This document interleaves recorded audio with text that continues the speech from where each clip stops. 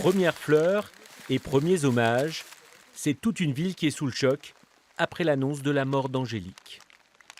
C'est scandaleux. C'est incroyable. Faut penser aux parents quand.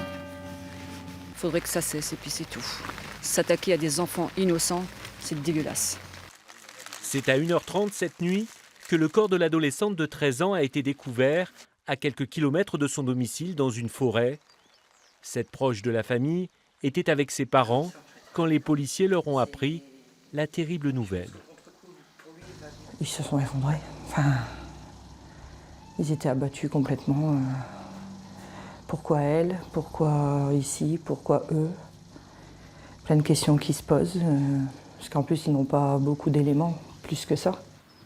Les enquêteurs ont retrouvé le corps d'Angélique grâce à un témoin clé, ce petit garçon de 10 ans, ici à droite, accompagné de sa mère et de policiers.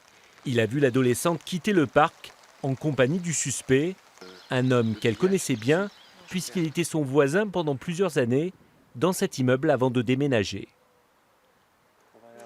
Après l'avoir convaincu de le suivre, il a emmené Angélique à son domicile où il aurait tenté d'abuser d'elle.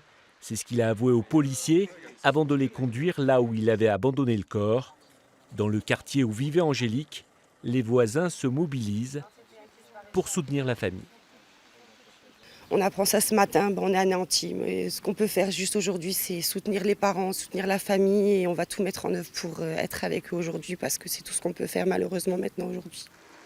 Une cellule psychologique a été ouverte pour les habitants du quartier et une marche blanche est d'ores et déjà prévue mardi 1er mai.